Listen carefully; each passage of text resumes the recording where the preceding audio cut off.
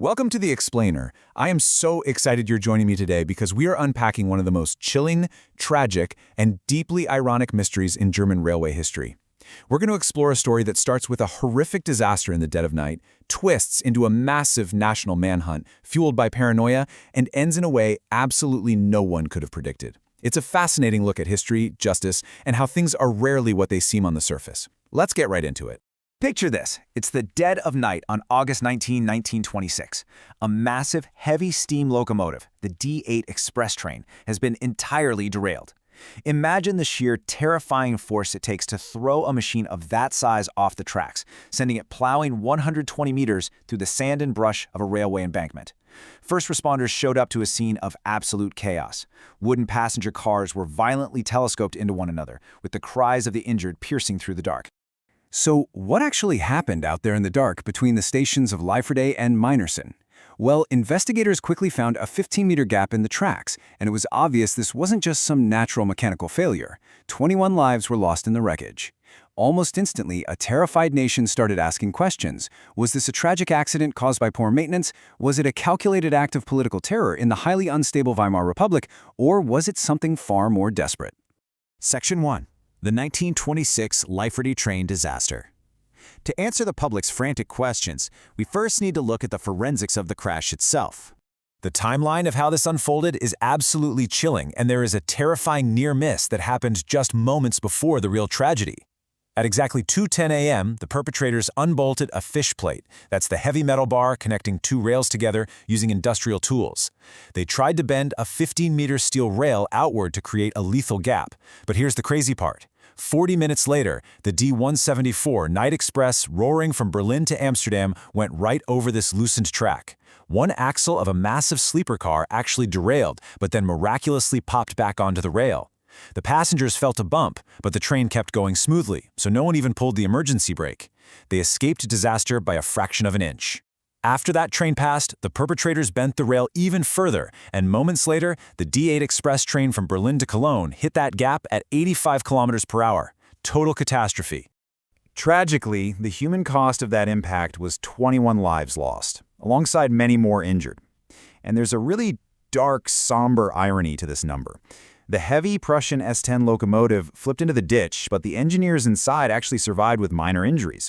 However, the passenger cars directly behind it were older, Class 1 and 2 models built with rigid wooden frames.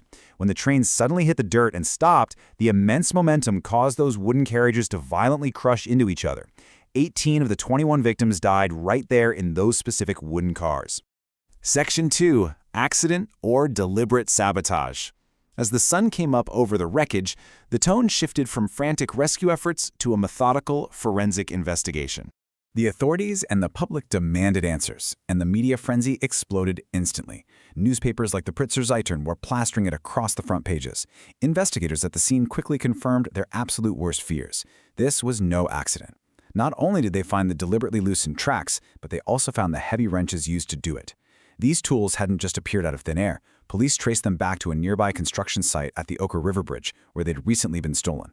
This was 100% a premeditated crime. So who actually did this? Right after the crash, police in Hildesheim received these anonymous letters signed Ultor, which translates to Avenger. The mysterious author claimed full responsibility, hinting at a huge, organized plot against the state. But, as we'll see, this acted as a massive red herring. It sent investigators chasing shadows and phantom organizations all over the country, while the real culprits slipped right through their fingers. This forced the terrified German public to ask the big question: was this the work of a lone madman, or was it organized political terror? You have to remember, the Weimar Republic was incredibly volatile at this time. The railway unions were even pointing fingers at the railway administration, claiming that budget cuts and a lack of track patrols essentially invited an attack like this. Paranoia was through the roof, to the point where the railway administration had to issue nationwide warnings to all employees to be on extremely high alert for copycat attacks. Section 3. A desperate, deadly motive. Let's peel back the curtain, because the reality of who is behind this was far from a grand political conspiracy. The perpetrators were finally captured weeks later, hiding out in a homeless asylum in Berlin. And there is a stark, almost pathetic contrast between their intentions and the horrific reality they caused. The culprits were two impoverished wandering musicians, Otto Schlesinger, who was 21, and Willy Weber, 22. Their master plan, driven by sheer desperation and a deep resentment of wealthy travelers, was to derail the train in the woods, bust open the mail car, and steal wallets and bags from rich passengers in the confusion.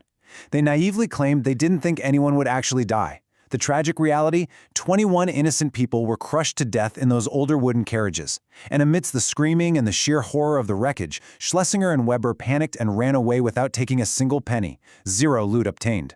If they weren't criminal masterminds, how did they get caught? Well, the railway company offered an absolutely staggering reward, 25,000 marks.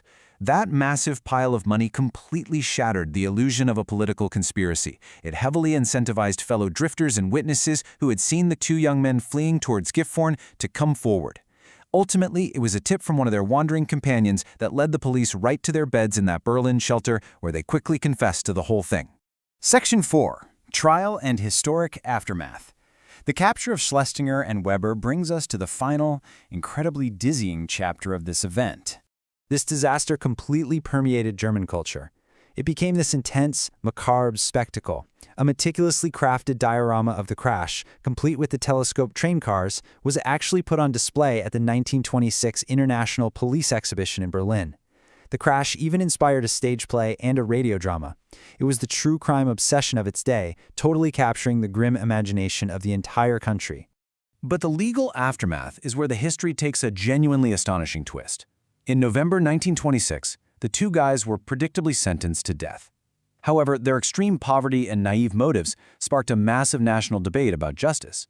In February 1927, a pardon petition was submitted, and it was signed by some of the most famous cultural figures on the planet, including artist Katha Kollwitz, painter Max Liebermann, and literally Albert Einstein.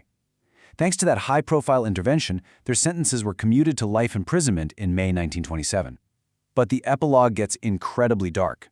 Years later, under the Nazi regime, the state entirely fabricated a Jewish background for Otto Schlesinger as a convenient excuse to transfer him to a concentration camp, adding just another layer of deep tragedy to his fate. Before we wrap up, let's ground ourselves back at the physical reality of the crash site. Seeing the absolute destruction, the twisted metal of the locomotive and the debris, it strips away all the grand political theories, the media circus, and the celebrity petitions. It all traces back to a single, brutal moment in the dark. A moment born not from an ideological struggle, but from two desperate young men with a wrench and a terrible, terrible plan. And that leaves us with a pretty profound question to chew on. The 1926 Leiferde disaster was an undeniable tragedy, but it also held a mirror up to the extreme inequalities of its era. When society's most impoverished commit an unthinkable act out of a warped sense of survival and resentment, causing everyday people to lose their lives, how exactly do we weigh the scales of justice? It's a heavy irony that history asks us to ponder.